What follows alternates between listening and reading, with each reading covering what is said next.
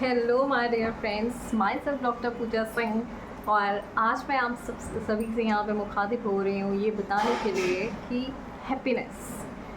अब आप ये लोग ये सोचेंगे हैप्पीनेस, हम सभी तो हैप्पी हैं और इतनी स्ट्रेसफुल लाइफ में थोड़ी देर के लिए भी हैप्पी हो लिया जाए तो बहुत है। लेकिन मैं आप सभी से ये कहना चाहूँगी कि इनर हैप्पीनेस, ठीक है, आप सभी ये आइडेंटिफाई करिए कि आप क्या किसी भी चीज़ के बगैर, किसी भी इंसान के बगैर क्या खुद में हैप्पी रह सकते हैं?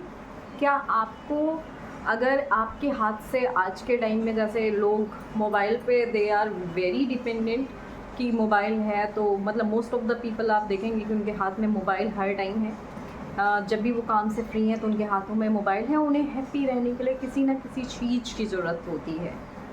तो मैं आप सभी से ये कहना चाहूँगी कि हम सभी को पता है, हम सब सुनते हैं लेकिन नेगलेक्ट करते हैं। लेकिन मैं आपको अपना लाइफ एक्सपीरियंस बताना चाहूँगी कि मैं बिना किसी चीज़ के, बिना किसी के भी अपने एक पर्सनल स्पेस में भी बहुत ही ज़्यादा खुश रह सकती हूँ। रीज़न मैं आपको बताऊँगी। मैं आप सभी से ये जर्नी इसलिए शेयर करना चाहती हूँ क्योंकि देखिए, मेरे को जो लाइफ में अचीव करना है वो मैं जब चाहती हूँ मैं अचीव कर लेती हूँ। मुझे जब जो चीज़ें चाहिए आप भी ये अपनी लाइफ में कर सकते हैं। लेकिन ये सब चीज़ें लाने के लिए लाइफ में मैंने बहुत ही ऑब्ज़र्व किया सोसाइटी में प्रॉब्लम्स क्या हैं कि हम अपनी छोटी छोटी चीज़ों को बहुत ज़्यादा क्या कहते हैं, तवज्जो दे देते हैं और हम उन प्रॉब्लम्स के बारे में बात करते रहते हैं रेदर देन द सॉल्यूशन। लेकिन मैं आप सभी से कहना चाहूँगी कि प्रॉब्लम्स होती ही नहीं हैं हम, और ऐसी कोई प्रॉब्लम नहीं होती है जिसको सॉल्यूशन ना हो। लेकिन हम rather than focusing on the solution we always focus on the problem and that problem increase in the higher level, ठीक है। और मैं आपसे ये भी कहना चाहूँगी मोस्ट ऑफ द पीपल वो सोचते हैं हम हैप्पी नहीं रह सकते क्योंकि हमारी लाइफ में अप्स डाउन्स आते हैं।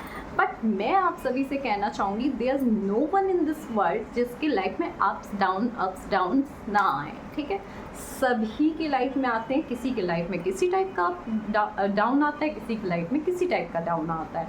बट डिपेंड ऑन अस कि हम उस लाइफ के मूवमेंट में अपने आप को कैसे हैप्पी रखें।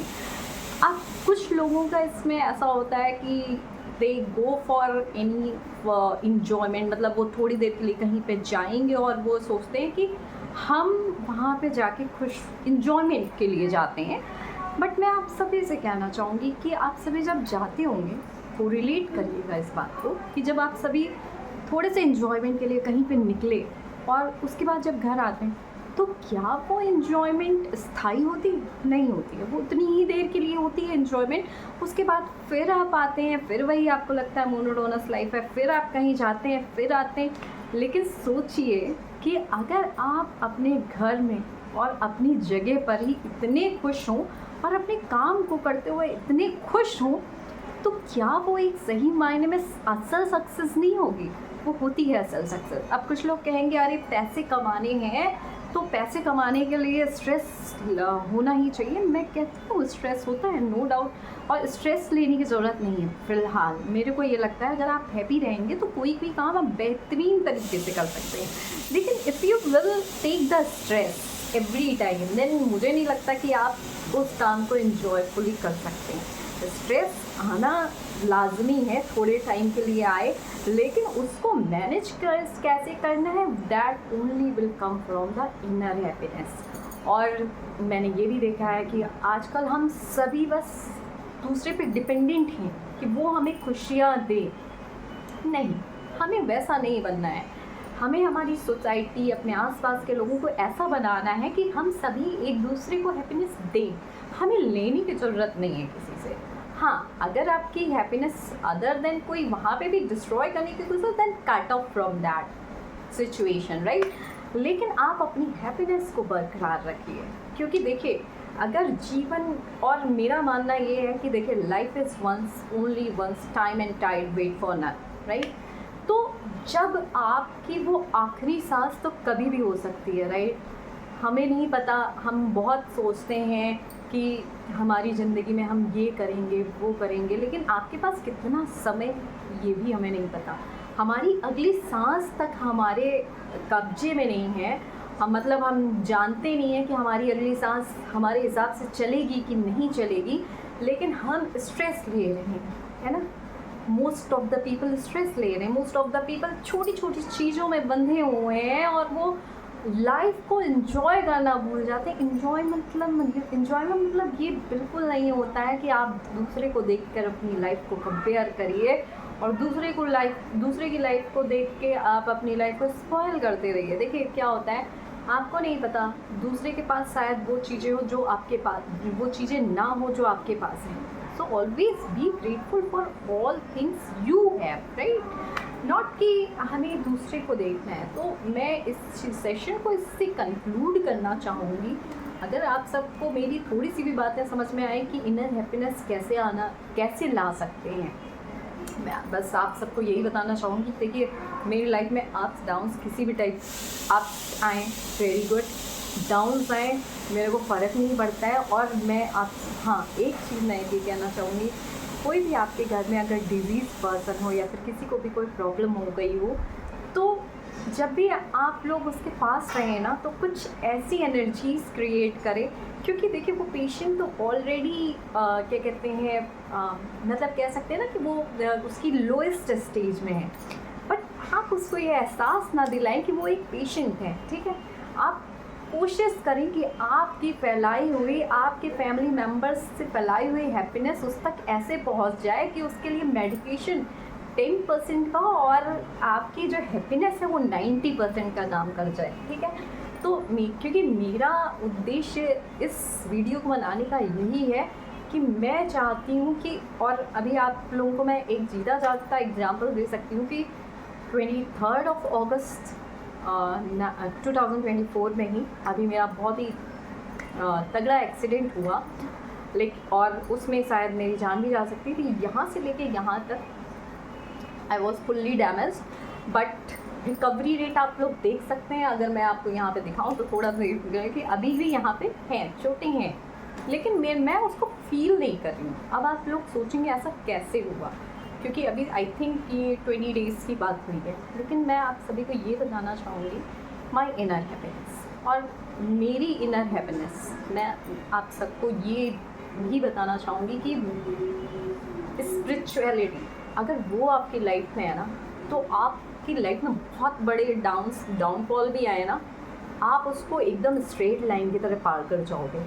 लेकिन अगर आपकी लाइफ में स्पिरिचुअलिटी मिसिंग है, देन आपको वो जो डाउनफॉल वाली लाइन है वो शायद बहुत ही ज़्यादा डाउनग्रेडेड उसमें गड्ढे में लेके जा सकती है।